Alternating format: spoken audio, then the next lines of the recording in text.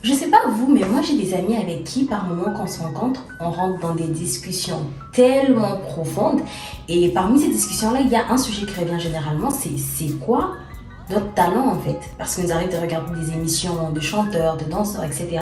Et après je me suis dit que oui, c'est vrai qu'à chaque fois qu'on parle du mot talent, généralement la première idée qui nous vient en tête c'est de se dire voilà, le chant, la musique, une danse, bref, tout ce qui est juste artistique. Mais après je me suis dit mais qu'est-ce que le dictionnaire dit par rapport à ce mot-là en particulier? On va aller tout de suite sur Google et on va vérifier ça. Pour commencer, selon Larousse, un talent c'est une aptitude particulière à faire quelque chose. Et selon l'internaute, un talent c'est une disposition, une aptitude, une capacité naturelle ou acquise pour réussir en société et dans une activité donnée.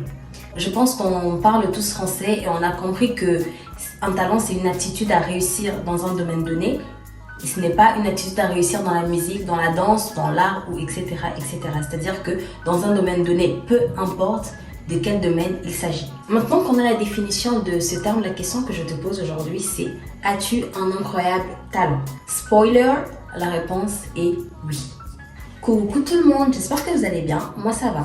Alors comme vous avez vu au début de la vidéo, aujourd'hui on va parler de talent et on va l'aborder sur trois aspects. Premier aspect, identifier le talent. Deuxième aspect, développer son talent. Et troisième aspect, monétiser et vivre de son talent. Est-ce que vous êtes prêts pour cette vidéo? Premier point, identifier ou discerner ses talents. Je me rappelle qu'en 2022, j'ai eu une discussion avec quelqu'un, je ne sais pas si je l'entendais quelque part, en tout cas ce n'est pas venu de moi. J'ai appris que pour trouver son talent, il faut que 4 mots se retrouvent dans la même phrase. Et ces 4 mots sont facilité, plaisir, reproduction, reconnaissance. J'explique chacun d'entre eux en détail. Pourquoi facilité? C'est-à-dire que c'est que cette action-là, cette activité-là, elle est limite facile pour toi. C'est-à-dire que quand tu le fais, c'est tellement spontané et que ça ne demande pas énormément d'efforts comme ça pourrait demander à d'autres personnes.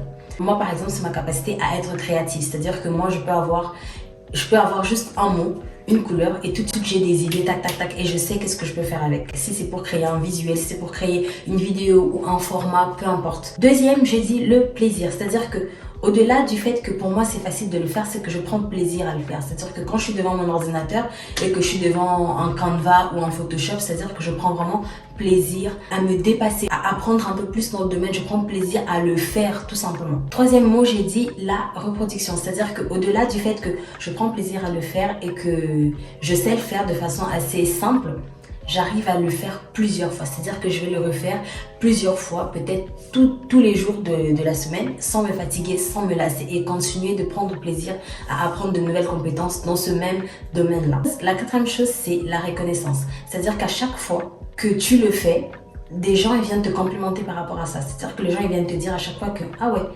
tu te débrouilles bien. En fait, la reconnaissance, c'est un petit peu entre guillemets pour se dire dans quoi est-ce que tes proches, ton entourage pense que tu es la femme ou l'homme de la situation. C'est-à-dire que quand il y a un problème X, on sait que pour ça, tu es la personne à venir voir. Ça peut être plein de choses. Il y a des gens qui sont doués pour décanter des situations, pour trouver des solutions de façon rapide. Il y a d'autres personnes qui sont comme moi, voilà, avec qui, si tu veux parler communication, etc., je suis vraiment la femme de la situation et vice-versa. En fait, c'est tous les points possibles. Les questions que vous pouvez vous poser maintenant après cette partie de la vidéo, c'est de vous dire qu'est-ce que je sais. Prenez quelques secondes pour vous poser cette question. Qu'est-ce que je sais faire et que je fais tellement bien sans que ça me demande beaucoup d'efforts comme ça demanderait à tout le monde par exemple. Deuxième chose, c'est est-ce que je prends plaisir à faire cette chose-là? Est-ce que je prends plaisir à apprendre dans ce même domaine-là? Troisième chose, est-ce que j'arrive à le faire tout le temps sans que je m'en lasse?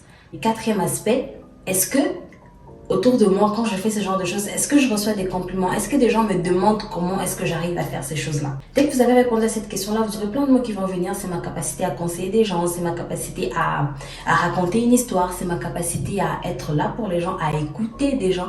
Et dans cette vidéo, le but, c'est de remarquer que ce n'est pas parce qu'il n'y a pas de compétition pour que ce n'est pas un talent.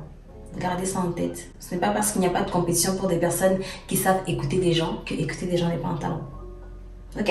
Maintenant que vous avez identifié un petit peu le talent en posant la question à vos proches, à des personnes qui sont autour de vous, quand tu me regardes, qu'est-ce que tu trouves que j'arrive à le faire facilement? Même à vos professeurs en fait. Même à vos professeurs, ceux qui vous suivent depuis que vous êtes tout jeune, ou même ceux qui vous suivent juste depuis le début de cette année, ils ont un regard qui leur permet de voir tout de suite sur quoi vous êtes plus doué, sur quoi vous êtes un peu moins. Même dans ce que vous faites à l'école ou même au travail, votre manager, demandez-lui, posez-lui la question, qu'est-ce que tu penses qu'aujourd'hui me rend indispensable dans cette entreprise. Et en fait, vous vous rendez pas compte, mais c'est des petites choses qui fait que c'est soit des talents.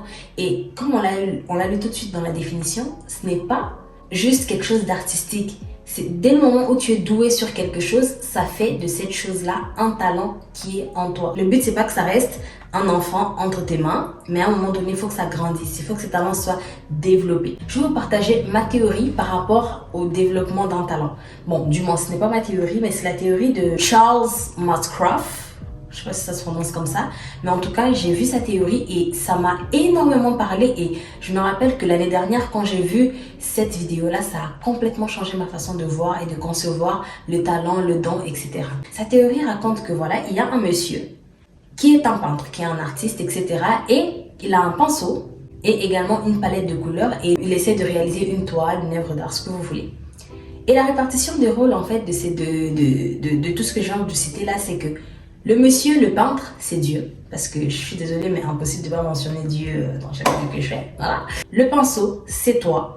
La palette de couleurs, c'est tes capacités, c'est tes dons, c'est tes talents, c'est ton caractère, c'est tes aptitudes. Et la toile que cet artiste qui est Dieu essaie de réaliser, c'est ta vie. Je pense que tu as remarqué sur le tableau que je mettrai certainement quelque part là, que ta vie a besoin de plusieurs couleurs. Sauf que quand tu viens au monde, tu as peut-être trouvé ou découvert une seule de tes couleurs. Par exemple, le mien, c'est ma créativité. Ou peut-être mon éloquence. Allez, on va prendre l'éloquence. Savoir m'exprimer devant les gens, etc. Ça, c'est une couleur et ça fait le vert brut. Sauf que ce talent-là ne suffit pas pour que je sois aujourd'hui sur YouTube. Parce que derrière, il faut que j'accompagne ce talent-là avec un bon caractère et l'amour surtout pour les personnes pour qui je veux venir parler, mais pas que. Il faut que j'accompagne ce talent-là avec des aptitudes de montage, mais aussi cette aptitude à structurer mon discours. Ça fait que de mon vert, il faut que je trouve d'autres couleurs qui vont nuancer pour créer la pelouse. Il faut qu'il y ait un vert un peu plus clair, un vert un peu plus foncé, un petit peu de blanc. En fait, tout ça dans l'idée de créer un contraste parce que ça ne peut pas juste être vert. C'est pas beau. Il faut qu'il y ait un contraste. Comment tu peux acquérir ces contrastes-là? C'est déjà en te formant. À regarder 2-3 vidéos sur YouTube pour apprendre le montage, à structurer mon langage. Moi, je l'ai su. J'ai su comment structurer. Ça, c'était vraiment une clé que j'ai eu avant de reprendre YouTube parce que je me suis arrêtée à un moment donné parce que je n'étais pas contente du contenu que je proposais avant. Et c'est quelqu'un avec qui j'ai eu une discussion qui a duré 5 minutes et cette personne, elle s'appelle Yvan Carluère. Allez chercher sur YouTube, vous le verrez. Gros cœur sur lui. Il m'a dit, le jour où je lui ai posé la question par rapport à mes objectifs sur YouTube, il m'a dit, Shakila, structure tes propos. C'est tout ce qu'il m'a dit. Il m'a dit, structure tes propos. Comme quoi, j'ai pas eu besoin d'aller faire une formation, d'aller regarder 10 000 vidéos par rapport à ça. Il m'a juste dit de structurer mes propos. C'est pour ça que dans les 3 premières vidéos ou dans les vidéos que vous avez déjà vues de moi, à chaque fois c'est point 1, point 2, point 3. Parce que c'est ce qui m'aide moi-même à structurer mon langage, mais à vous aussi de pouvoir me suivre dans toute la durée de la vidéo. Donc, comme j'ai dit, identifier son talent, identifier son attitude, ça ne suffit pas. C'est-à-dire que derrière, il y a des choses que tu peux faire, il y a d'autres couleurs que tu peux prendre d'autres personnes. Peut-être que pour moi, dans la pelouse que je devais créer dans ma vie, dans cette image de ma vie, cette pelouse-là, il fallait que je prenne le blanc qui venait de Yvan. En fait, c'est ça. En gros, tu développes ton talent à travers les contacts que tu as avec des personnes, les discussions que tu peux avoir avec des personnes, des livres que tu peux lire ou encore des vidéos YouTube que tu peux regarder comme celle que tu es en train de regarder là maintenant. Dans l'idée, c'est d'être tellement ouvert à toutes les opportunités parce que tu ne sais pas qu'est-ce qui viendra changer ta vie. J'aurais pas cru que le fait de me dire de structurer mon discours aurait pu donner cet élan à ma chaîne YouTube. Tu vois ce que je veux dire, ou tu vois ce que je veux te dire. Développer son talent, ça peut passer par plusieurs choses. Donc c'est ta responsabilité de rajouter des couleurs dans la palette que Dieu doit utiliser pour peindre ta vie. C'est ta responsabilité de mixer les couleurs parce que tu es le pinceau. C'est ta responsabilité. C'est-à-dire que Dieu ne va pas mettre sur ses doigts et commencer à peindre. Même quoi qu'il existe des arts qui sont comme ça, mais vous avez compris ce que j'essaie de dire. C'est ta responsabilité de connecter avec des gens qui ressemblent à où tu veux aller. Moi, je ne sais pas, mais moi, j'aspire par exemple à être multitâche, à avoir ci, à faire ça. Et généralement, je parle avec des personnes qui sont déjà multitâches comme moi. Et à chaque fois que je les vois, la première question que je leur pose, c'est comment vous faites pour gérer votre temps ? parce que je suis disponible à apprendre de ceux qui sont déjà passés là-bas. Parce que je sais que les capacités de faire ces choses-là, je peux les avoir. Mais ce qui peut peut-être me manquer, c'est le temps. En fait, identifier, discerner le talent vous permet aussi de savoir qu'est-ce que vous pouvez ajouter à ça pour que ça puisse donner un produit fini. En gros, comme j'ai donné tout à l'heure l'exemple du peintre, des couleurs qu'il faut rajouter, qui vont ramener des nuances, comme je l'ai dit, il ne suffit pas juste que tu aies du vert. Peut-être que l'année qui va suivre, comme dans un jeu vidéo, il y a aussi une autre couleur qui va se débloquer, ça va être le jaune. Ça va se débloquer comme ça parce que tu as grandi, parce que tu as pris en maturité et boum, tu donnes à Dieu l'opportunité de dessiner le soleil dans la toile qui représente ta vie. Donc voilà, je prends des mots comme ça, c'est pas si symbolique que ça. Je sais pas pour dire voilà, c'est ce qui va donner la lumière dans ta vie. C'est juste un exemple que vous comprenez cette chose-là. En gros, tu peux avoir une couleur brute, mais l'idée ce n'est pas de s'arrêter à ce que tu as. L'idée c'est de travailler sur ça pour rendre plus, pour donner plus de couleurs à Dieu, pour peindre ta vie et faire de ta vie ce que lui il a imaginé au départ. Il a imaginé que tu aies une vie remplie d'amour, remplie de paix, remplie d'etc, remplie de succès, remplie d'argent, etc., etc. Maintenant, il a besoin que tu coopères pour disposer les couleurs sur la palette pour que lui, il continue à peindre. Parce que si tu sais chanter, tu restes dans ton je sais chanter et puis ça viendra comme ça peut venir, ben il n'y a rien qui va avancer. Et si tu restes dans je sais faire à manger et tu t'arrêtes là et tu n'apprends pas à ouvrir ton mind par rapport à ça, à créer peut-être tes propres recettes, à tenter à créer tes propres assaisonnements, etc. que tu pourras mettre à disposition des gens, ben ça va aller nulle part en fait. La couleur brute, elle ne te sert pas à grand chose si tu n'y ramènes pas des nuances ou d'autres couleurs complémentaires qui vont venir de rendre tout ce que tu as comme aptitude, comme talent harmonieux. Maintenant qu'on a déconstruit tout ça sur le fait de développer son talent, aller s'inscrire dans une école, parfois développer son talent, ça passe juste par une discussion que tu vas avoir avec quelqu'un. Parfois développer son talent, ça passe aussi par une publicité que tu vas voir à la télé qui va juste t'aider à avoir le déclic qui te manquait. Le but ici, le goal vraiment de la vie, selon moi en tout cas, c'est de pouvoir vivre de son talent, c'est de vivre de ses aptitudes, c'est de vivre de ses capacités. C'est ce qu'on fait dans la vie de tous les jours. On est payé pour faire ce qu'on sait faire. Qui est payé pour faire ce qu'il ne sait pas faire? Personne. La première façon d'être payé pour son talent, ce n'est pas glamour, ce n'est pas magique ou quoi que ce soit, c'est déjà le salariat. Comment tu peux vivre de ton talent? À travers le salariat. Je vais retourner sur mon exemple à moi. Je sais que je suis créative. Là où je travaille en ce moment, je suis payée pour être créative. C'est-à-dire que je fais de la communication dans mon entreprise.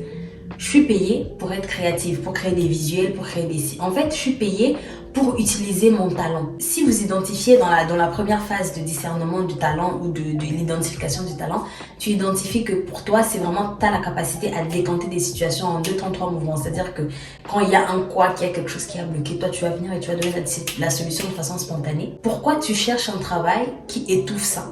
Trouve plutôt un travail je donne l'exemple de chef de projet ou encore de manager parce que ça te permet d'être payé pour ce que tu es déjà en fait. Et c'est valable même pour les études, c'est-à-dire que tu étudies pour améliorer et perfectionner, pour amener plus de nuances dans la couleur que tu as déjà ou les couleurs que tu as déjà parce que tu peux en avoir plusieurs. Le but c'est pas juste d'avoir le vert et puis voilà c'est tout, non. Le but c'est d'avoir l'orange, le bleu, le rose, etc., etc. Ça dépend juste de qu'est-ce que tu pourras rajouter à côté pour créer quelque chose d'harmonieux. Vivre de ses talents, ce n'est pas que pour les chanteurs qui vivent de leur talent de chanter, mais c'est aussi pour toi de vivre de ça dans le salariat en t'épanouissant dans un domaine que tu sais faire, dans un domaine dans lequel tu es doué, que tu fais avec facilité sans que ça ne soit un fardeau pour toi.